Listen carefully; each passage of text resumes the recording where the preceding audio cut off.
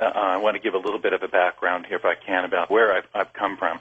The United States, to me, already is too bad of a place to live in. We are the proverbial frog that was put in cold water, and now it's boiling, and we all think we're in a hot tub, and everything is just peachy keen and copacetic. There's massive deception in this country about really how bad it already is. There's some things that's coming down the pike. I put the pieces of the puzzle together. I've looked and listened to the people that don't have an agenda, but that really are able to give what's really going on in the world. There's a cabal of people, but there are people out there that really can pull the strings. I think there's a lot of people that want to, power-hungry people that want to, but there is a group that is able to pull it off. And my greatest concern right now is these people, because of their belief in eugenics, want to reduce the world's population by 90%. They say it, they quote it, they're not shy about it, provide all the documentation that they're implementing it and how they're doing it. So there's a lot of scenarios that can come down the pike. I mean, just a bunch of, martial law. If Obama wants to sign martial law into effect tomorrow, it can be done. It's just a signature. But there's a lot of things that could potentially happen. Another Chernobyl, Fukushima type event, world war. I mean, look at what's going on in the Middle East right now with Israel. Things could get out of hand. We know that there's going to be tit for tat. There's countries that are raising their ugly head against each other, and they're fighting, and Russia's threatening, China's threatening. Russia said don't go into Syria to the United States, and so the world powers are kind of at a very tense edge right now. I think everybody knows that the economy of the United States is in deep, deep doo-doo. Anybody that looks at any graphs knows that it wasn't too long ago we were the greatest creditor nation on earth. We had more money than everybody. Now we're the greatest debtor nation on earth. We have more debt than 90% of the countries in the world combined. The economy could collapse. We could get into hyperinflation. There could be a pandemic. We came close last year to potentially having one where everybody has to be forced to be vaccinated. There's going to be people that don't want to be vaccinated. There's just a lot of things that can happen. We could have a natural disaster. Yellowstone could go. I really personally believe that there's going to be a lot of earth changes that are going to be taking place, gravitational pulls and things, and we're going to have greater earthquakes, greater weather anomalies, things like that. So there's a plethora of things that can possibly happen. And I believe it is because of all the people that I've already helped, the bajillions of people that have already left the United States and expatriated out of the United States, and then I already know that there are already millions of people that have left the country, but because of taxation, because of other things. But probably this is the other side of the coin that a lot of people don't look at. Do we have to wait till it's so bad that we don't want to live here anymore? Or do we look at it that there is somewhere or places, plural, on this planet that have a lot more freedom, they're tranquil, they're peaceful, they're real, they're just a better place to live? One of the things is that every single person that are listening to right now, every single person, unless they're a Native American or they're a descendant of a slave, their ancestors, their relatives, left the country of their birth and came to the United States. Now, not all of them came fleeing King George in England or war or something absolutely horrible. Some of them just came for a better way of life. They weren't fleeing inevitable death.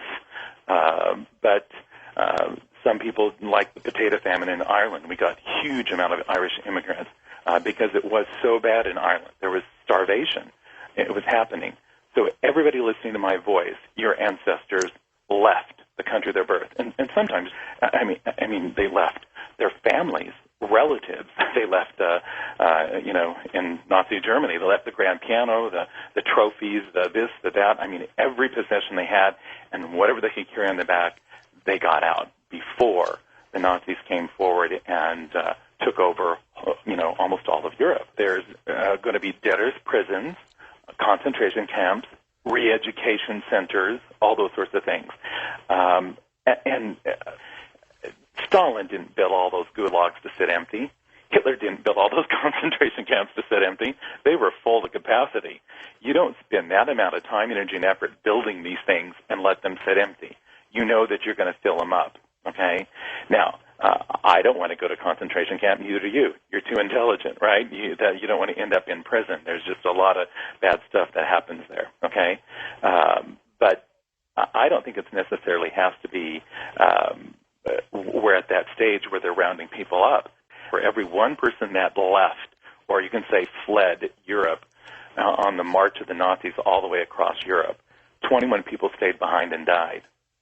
Now, not everybody died in concentration camps. They could have died of starvation. They could have died by actually thinking they were going to amalgamate into the Nazi system. They joined the SS, the Gestapo, or whatever, thinking that they would rise to power and they would be okay in this system. And yet they died, either because they were sent to the front lines or because of the war itself. So I don't think just going to the concentration camps is the only concern that we have here. They know, the people that go nameless, they do know that the world is coming to an apex, that there's going to be an economic collapse. We have rioting in the streets. We have rioting in the streets all over the world in first world countries and civilized countries because of the economic crises, because of a lot of different things. There's a breaking point for humanity, and we're seeing it all over the world as countries are being overthrown. It's just not the Middle East. It's not North Africa. I mean, there's some things that are going on all over the world. And we have this mindset in the United States. It can't happen here. Oh, my. I really struggle with people think that it can't happen here. It can happen. If a pandemic happens and there's people are forced vaccinated, how many people you know are going to say no to the vaccine? Okay? I happen to have lived in the hill country of Texas for the last 10 years of my life, and I have friends both in both spectrums, from the left to the right, etc. And there are people that are just itching for this thing to happen, okay? Whether it's, what do you want to call it, civil war or the collapse of civilization in the United States so they can take the country back. There's a lot of people that see this happening. They sense it's going to happen, and I believe that it doesn't necessarily have to happen that way. It could happen with like I said, Yellowstone. If Yellowstone goes, or some natural disaster, or some total economic collapse. Research Detroit, Michigan right now. Look at what's happened in Detroit with 30% or more unemployment. 100 square miles of empty houses. The mayor of Detroit wants to bulldoze, 10,000, 15, 20,000 homes because they're just completely vacated. When we have 20, 30% unemployment in this country, we could have a big problem on our hands that the government will want to deal with in a way that we're going to freak out over, I think. The particular country that I have my other home in has a nominal amount of crime compared to the United States, which Americans should have, is this. In the entire world, 7 billion people on the planet, there's about 9 million people imprisoned. 25% of those people are in the United States. The United States is 4.3% of the world's population, yet 25% of all the people in prisons are in the United States. Now, 4.3% of the population, but 25% of all the people in the world in prison are in the United States. That has never happened before except in Stalinist Russia, Hitler's Europe, Pol Pot, Cambodia, etc. There should be some concern about this.